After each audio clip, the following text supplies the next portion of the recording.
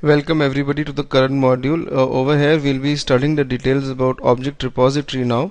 Right now, talking about very simple thing, that what is an object. First of all, many people they get confused with this. Look, anything on a web page or a Windows based application which UFT can detect is an object. Okay, for example, if I open up the browser, hold on.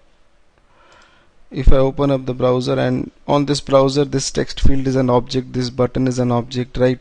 The complete browser is also known as an object. So technically, if you see any two automation testers talking to each other, you will hear the object word a lot, right? So everything including the browser and inside the browser is technically known as an object, right?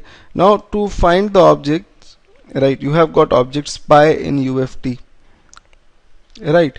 Hold on, you open UFT, create a new test, okay, and after that, just a minute, it's creating the test. There is something known as object spy. Okay, it helps. It's like object spy is like an eye of QTP. It helps you to see the application the way UFT sees the application. You go inside tools and you'll see the object spy option over here, right? You click on this, you will have this window coming up, right? Now if suppose I have got my Mozilla opened over here and then I have UFT, so basically behind UFT my Mozilla is present. Okay, so technically my Mozilla is behind UFT. If I click on this object spy icon, right, and now if I move my mouse over Mozilla, you will see that it will be able to detect various things, right? Hold on, let me go to the website yahoo.com. okay, now once I am on this website, if I spy it, right, so you can spy anything. Okay, you will have the description, this is a link, this is again a link, right? Okay, this is technically known as a web edit, right? Now in between, you will have the complete hierarchy over here which is being displayed, right? What is in the hierarchy and all we'll talk about in some time, but object spy helps you to detect what is there inside the application and how UFT looks at the application, right? Now I'll show you again. Hold on, you click on spy, you move your mouse anywhere, and as soon as you click, UFT will come back. Okay, now while spying, if you want to move the spy window, okay, you can press the control button of the keyboard. Spy will get disabled. Now you can move the window as well. At times you want to spy something which is behind the object spy window, so it is for that. Alright, so you need to move the object spy window and you need to spy this. Alright, now just a minute, just be with me. Right, now the next thing is that you see this icon over here. If you click on this and now you spy, okay, you'll see the spy window will disappear, and as soon as you click anywhere on any link or any object, it will come back and it will tell you the properties of the object as well. Now in spy you have got native properties as well as identification properties. Okay, now before I go over to these, if your object spy is not working, there can be various reasons for that. It should work for Windows based applications as well. For example, this calculator, if I'm spying this, it should be able to locate each and every object on this, right? If it is not showing, and if it is showing you like a big box and not something inside it, the reasons can be, there can be various reasons for that. Okay, if you look at the module number 7, which is the last module I was talking about in UFT, okay, well, I discussed about when UFT fails to recognize objects and all, so what are the various rules and all. So rules for web based and Windows based, you must be violating any of the rules. Okay, so you please refer this module number 7. If your UFT is not spying, you have done something wrong. Okay, in that case, right? Now after this, okay, classification of objects, this is important. Okay, now as I told you, every text field is an object, every link is an object, right? As a user, you classify the objects, right? You see the web page and you classify them like this. You know that this is an input field, this is a text field, this is a link, this is a um, text on the page, this is a drop down. Similarly, UFT classifies the objects, right? For example, if I spy, then this is a text field, right? Okay, let me keep the spy on top, right? You click on this icon and spy will come again on the top. This is a text field, right? So technically this comes under the class webEdit. You see that in the identification properties you have a class name. Every object has a particular class. This class name is a webEdit. This class is inside another class known as a web table, which is inside another class known as a web table. Ultimately, this is the page class, which will hold all the objects. Obviously the class name is page, and the top class is the browser, because browser is inside the page. So every object has a particular class. For example, this is a link, Supreme Court, right? Or this is a link, entertainment, right? So each and every link, like this is a link, this is the class name is link. This link is inside a class name called page, which is inside a class name called browser. So you have the complete hierarchy of the object being displayed with the help of spy.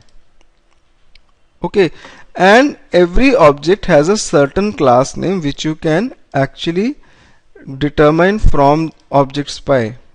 Right, link is link, edit field is web edit in case of web based application. Then you have got web button, for example, this search web is a web button. Okay, so there are different types of classes. In case of Windows based applications, for example, this is the calculator, right? We have got win button. It starts from win. Okay, generally it should for web based application it starts from web. In case of Windows based application, it starts from win button, win edit, okay, something like that. Alright, now hold on. Okay, this is how you classify the objects. Every object has a particular class. You can determine that class with the help of object spy. Now what happens when you record? Okay, suppose I am on this page only and I go to UFT, right, and I go inside the recording mode.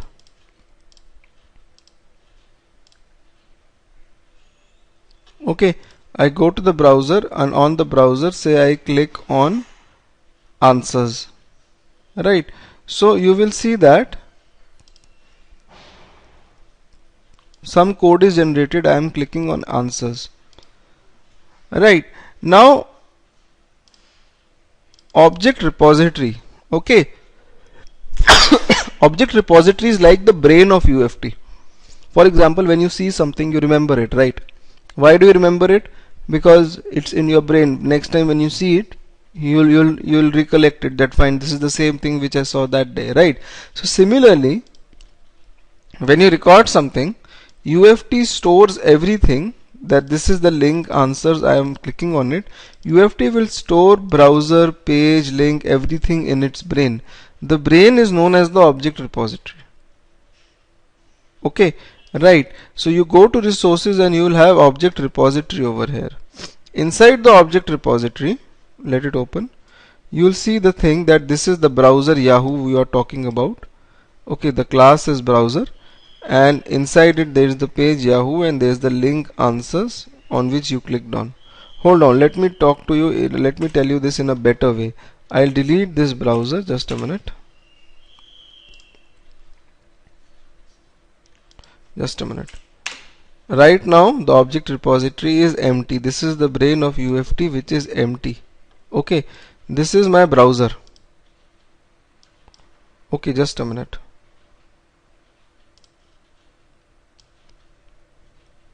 So in the half screen I have kept object repository, and in the other half I have kept the browser. Okay, I'll go in the recording mode. Right, now over here, just a minute, over here suppose I click on all categories. Okay, I click on all categories. As soon as I click on this, you'll see that all categories will come inside the repository. Okay, this is inside the repository. Now if I click on say dining out, then dining out will come inside the repository. So objects, as you use them, they keep on getting inside the repository or the brain of UFT, right? And the code also starts generating. If I'll stop this. Okay, right, now you will be able to relate whatever is recorded in the code from the repository. Alright, now in the repository, if you look at it, the topmost thing is, just a minute, the topmost thing is this name of the browser, home Yahoo Answers. Okay, if you relate it, it's happening like this in the code. In the code it's written there is a browser with the name home Yahoo Answers, which is the same name over here. The class is browser. These are the classes, browser, page, link. These are the predefined classes in UFT. Okay, it is saying that there is a browser with the name Yahoo Answers. Inside it there is a page. These are two pages inside it. Okay, I want to go inside the page home Yahoo Answers, which is this one. Inside it there is a link, all categories. Okay, which is this one. This is the link, and click on this. So this is how it works. Okay, if you directly change the name over here, it will not be able to work, because UFT, what it does is that when it works, it finds this link in the repository first, and then it finds it in the application. Okay, let me tell you with a better example. Hold on. I'll delete this code, and I'll also delete the object repository. Okay, let me take up on calculator. It will be more simple to understand. Okay, now I'm going to go in the recording mode, go to calculator, and if I click on the button 8 of the calculator, the Win button 8 gets added in the repository. Okay, if I click on 9 and then 6, 3, any button, the buttons are getting added in the repository. Okay, now, right, these are the various Win buttons. Okay, they have to be mapped inside the repository. Okay, if tomorrow everything is inside the window calculator, if I change the name to CALC only over here and hit the enter button, you will see that in the code the name automatically becomes CALC. Button 2 was actually button underscore 2. This is actually the button 8, right? I can give the name as 8 over here, and it will work, right? I think button 3 was actually 7 button. If I directly write over here 7, this will not work, because UFT will say that fine, there is a window calculator, it will go inside the repository. Yes, there is a window calculator. Under that there is a Win button 7. Win button 7 it will not be able to find. Win button with the name 7. Okay, but if you give the name 7 over here, then it will work. Okay, so you have to be sure that whatever names which you are going to give over here, those names should be present inside the object repository. This is very important. Okay, so this is how you map the OR with code and the application. Now how do you map with the application? Okay, look, what happens is that, let me explain you with a diagram. Right, this is your code which you had made. This is your application, or this is the object repository, and this is the application.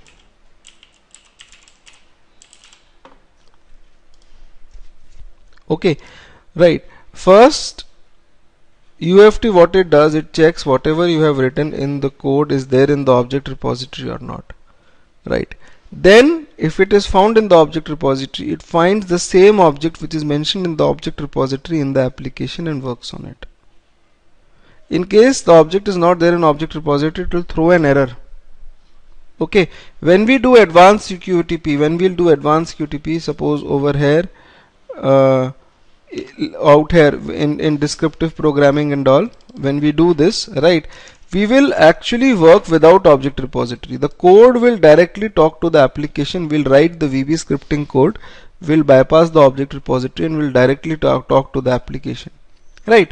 So we will look at that. Just be with me, you'll come to know everything, right?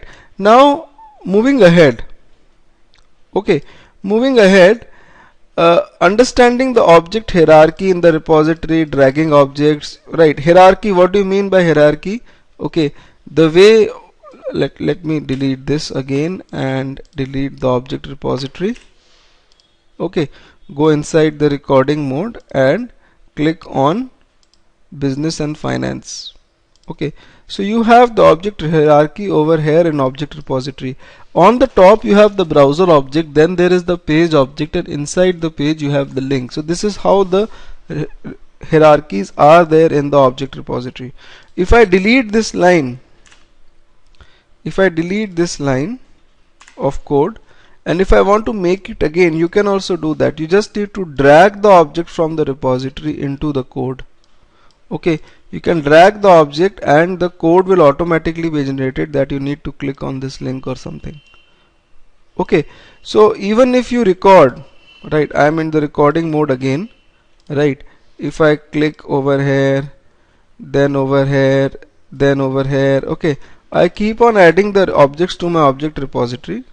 Okay, later on, even if I delete the code, okay, I can simply drag the objects in the sequential manner in which I want to click on them, and I can simply use them. Alright, so this is dragging. Now why is dragging actually helpful? Okay, why is dragging actually helpful? Object synchronization and wait.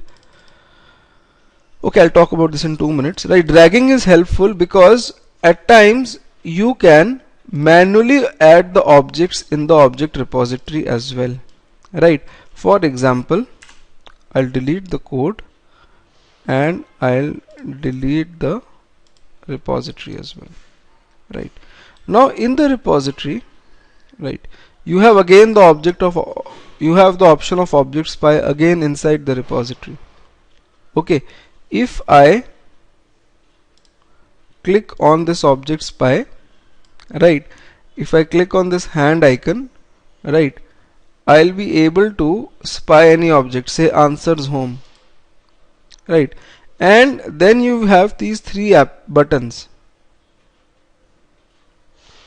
highlight an application. If I click on this, the link would be highlighted.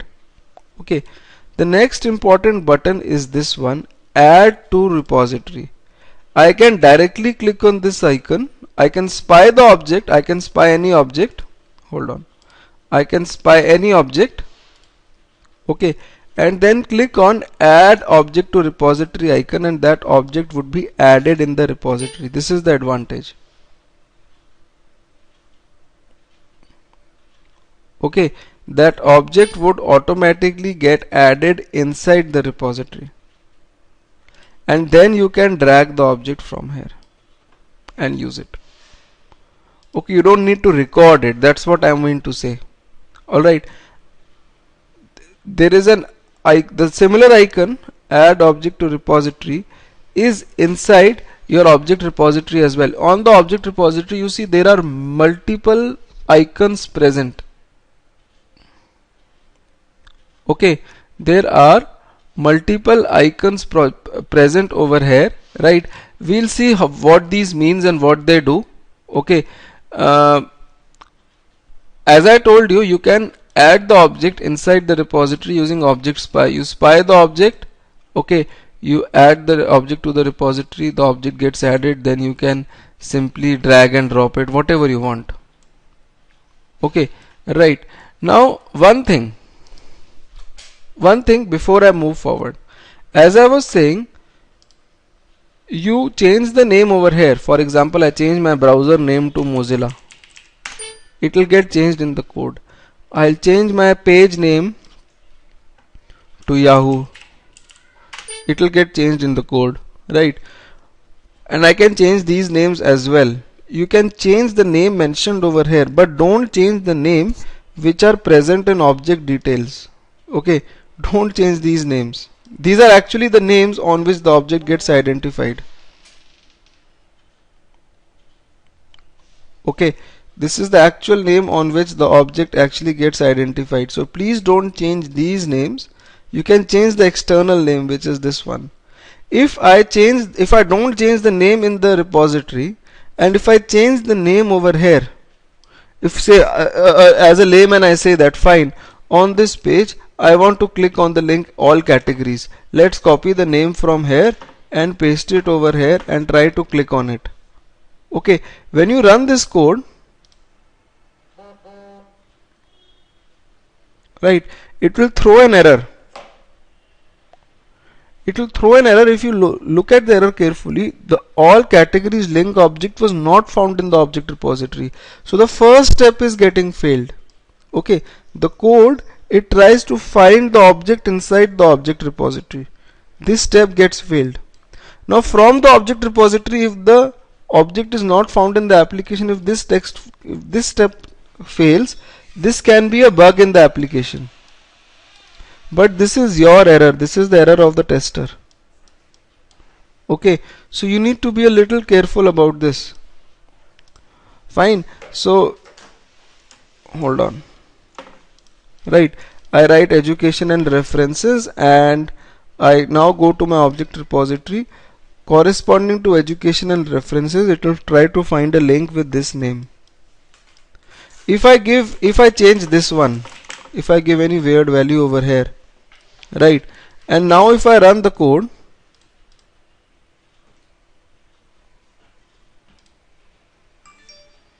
see, it's running, and it did not throw the error instantly. Now it will try to find the object on the code, the object on the application with this particular text. Okay, or for example, I close my window, I open another browser, right, and I go to the website, say some other website, bbc.com, and I try to execute the same code over here where the object is actually not present. Okay, even if I keep the text as education and reference, now this object is actually not present on bbc.com. Right, now if you run this, it will not throw the error instantly. I want to explain you the point that it will not throw the error instantly. It will wait for some time. This time is known as the synchronization time. Okay, it waits for synchronization timeout, that is the minimum time UFT will try to find the object on the page before throwing an error. Okay, that is known as synchronization timeout, and you see that the error is cannot identify the object this. Right, I'll tell you how you can find the synchronization timeout now. Okay, right, you go to file, settings, and under run settings, these are the various settings, we'll talk about them in the course, this is very important. Right, under the run settings you have the object synchronization timeout to 20 seconds. That means if the object is not found in the application and is there in the OR, right, UFT will try to find for 20 seconds before throwing an error. In case it is present in code and not in OR, UFT will find for 0 seconds. It will immediately throw an error. Okay, if I write something which is not there in the repository and if I run this, it will immediately throw an error. This is your mistake, you need to correct it. Right, otherwise it will wait for some time, try to find the object for maximum 20 seconds. You can edit this time as well as per your requirements.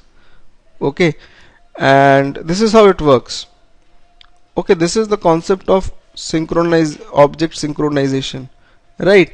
Now what is wait? At times you want to put a delay from your side. Okay, you click on a link, then before clicking on the other link, you want to introduce a delay from your side. You can write like this, something like this, wait 5. This means pause the program for 5 seconds. Generally we don't do it, we don't prefer to do it. Okay, we depend on synchronization only, but at times if you feel the need, you can do that as well. You will have to use wait. Okay, using wait is not a bad thing, but you should not use it again and again. That causes problems, right? Now adding the objects manually into OR, adding all objects of the page. Let's see the concept of OR now. How you can add the objects yourself. I simply told you can go to object spy anything and then add the objects, right? Okay, but what if you want to say add all the objects of the page into an object repository, or you just want to add the links, right? Or you want to add objects of a particular type. How will you do that? Let's talk about that.